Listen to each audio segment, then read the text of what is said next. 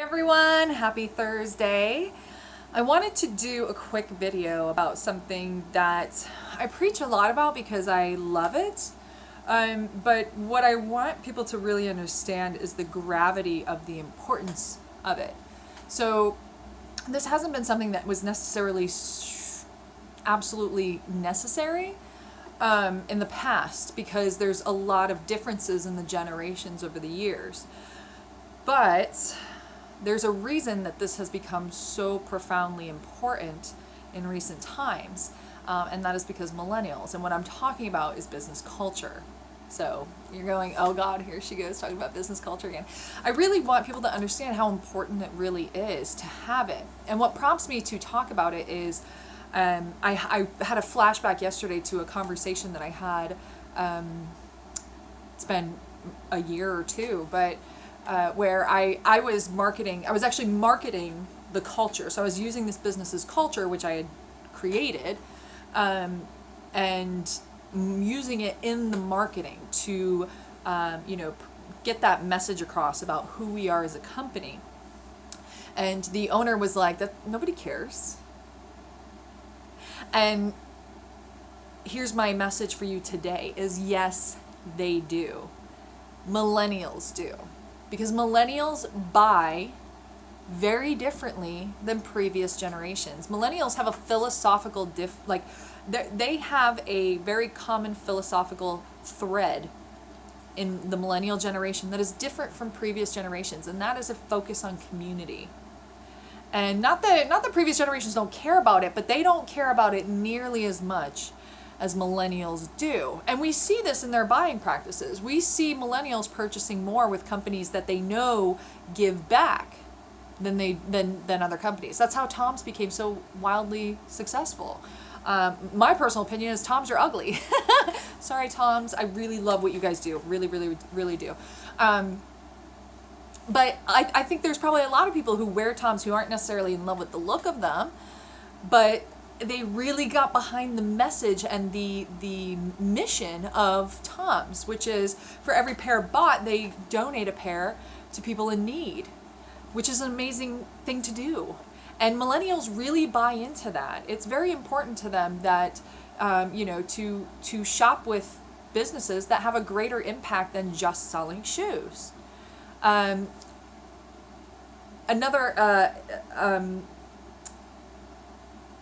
part of this is how businesses treat their employees.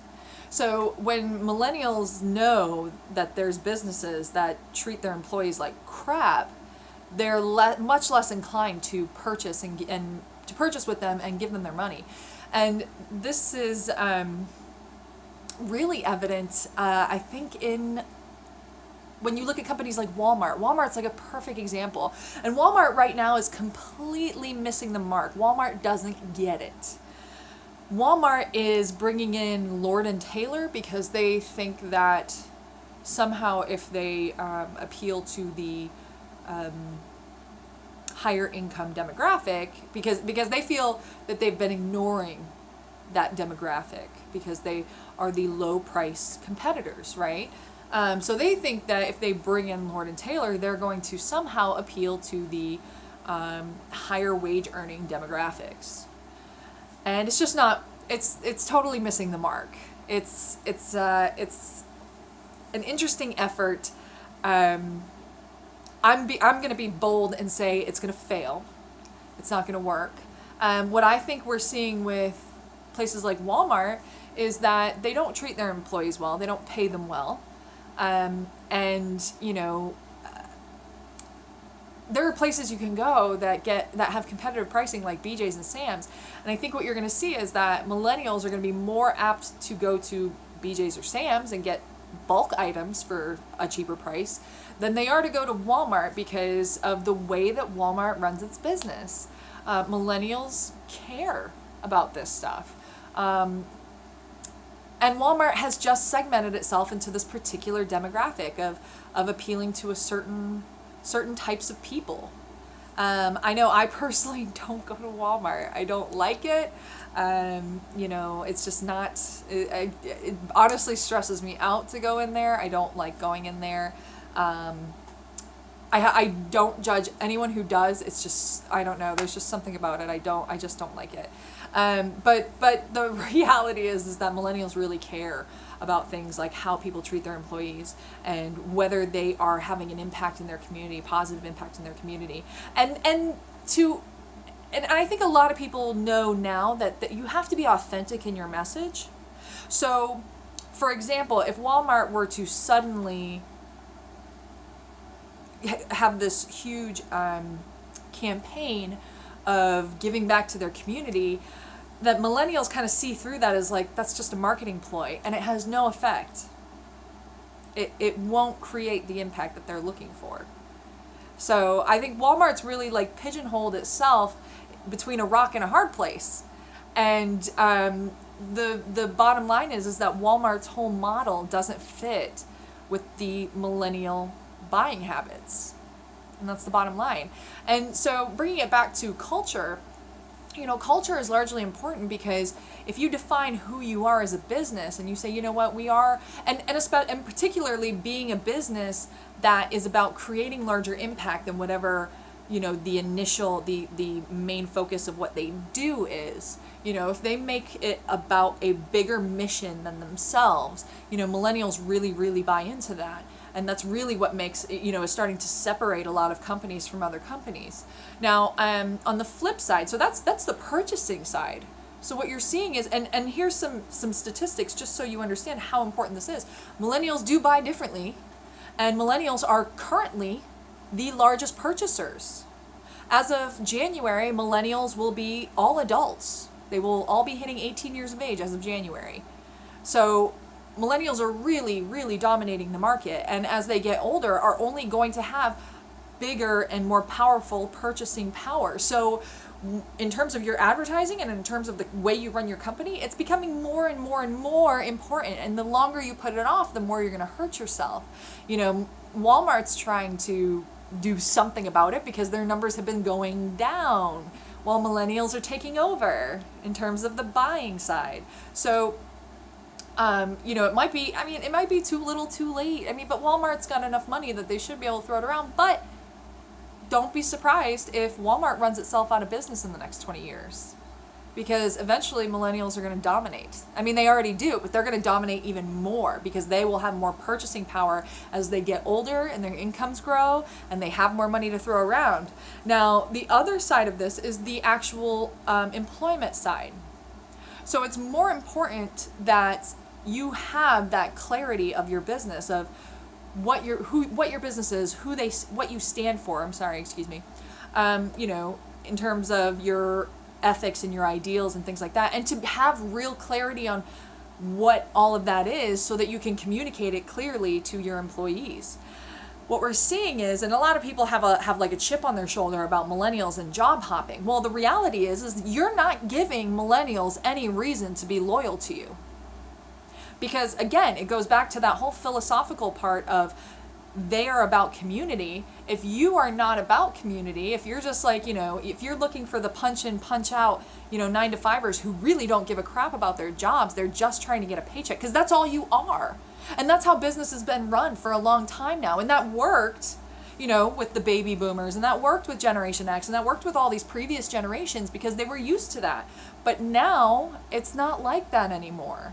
They don't just, because as we grow as human beings, as a species, we're becoming more in tune within ourselves. So, just punching a clock, literally giving up 40 hours of your week doing something that means nothing to you is becoming less and less acceptable. And millennials are saying it's not acceptable. And they're like, well, if you're not giving me something more to care about, then I have no loyalty to you. What do I care? You're just another paycheck. And it doesn't matter if, they come in, they get their college degree, they come to work for you. They, come in, they do their 9-to-5, they do admirable work. They might even get a promotion. They might even get some awards. They might get whatever.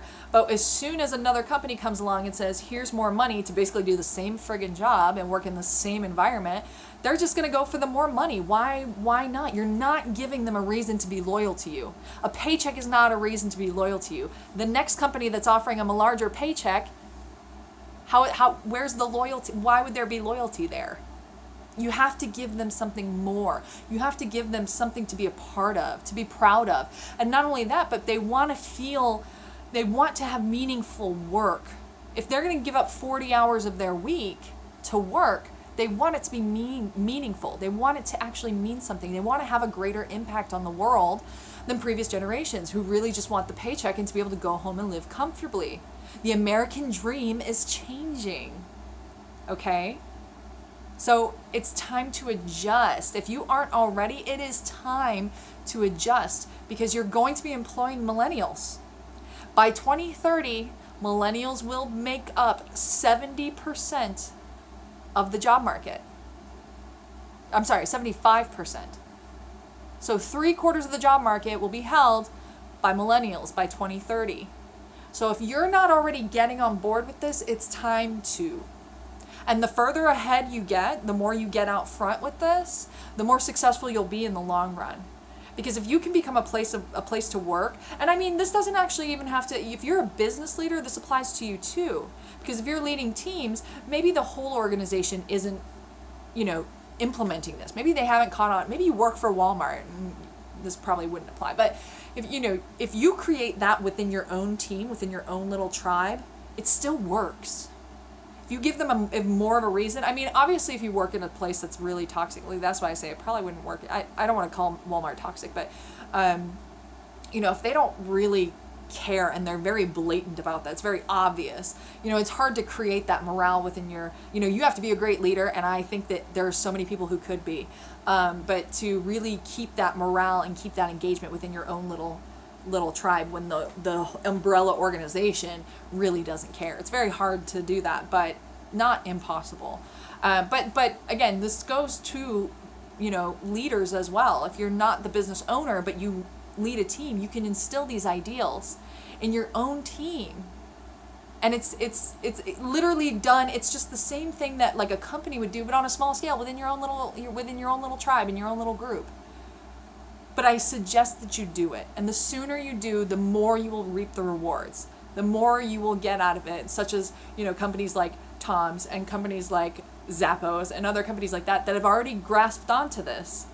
Google, part of what makes Google is its company culture. Not just the reason that they are so successful and why they're tech industry giants is because every tech person in the world wants to work for them. If they don't want to start their own company, they want to go work for Google or they want to work for Apple, and that's pretty much it. And so they always get the best of the best applying to work with them. Why? Because they have googliness. It's true though. That's what they call it. That's what they call the ideals, the ethics built into people if it matches with Google's. Then you have googliness if you think and operate the way that they do. If you have the same, values as they do, then you have googliness. So don't think that this is something that, I keep preaching about it and it's like, oh, it sounds nice, or oh, nobody really cares. Get with the times. If you're employing mostly older people, you'll get away with it for now. But when the job market is dominated by 2030, like really dominated by millennials, you're going to have to adjust or you're going to have real problems. If you think you have problems with hiring now, if you think you have problems with millennials and employing them now, just wait until that's all you're dealing with. Okay? So that's why I wanted to put this message out there. It is super important. It is going to impact your businesses in ways that I haven't even gotten into today. So start getting really serious about this and getting intentional about it. Some people have great cultures by accident, and that's awesome. Most people have completely unintentional cultures that are not defined. They're not clear. And I mean, I used culture in huge ways to even hire people.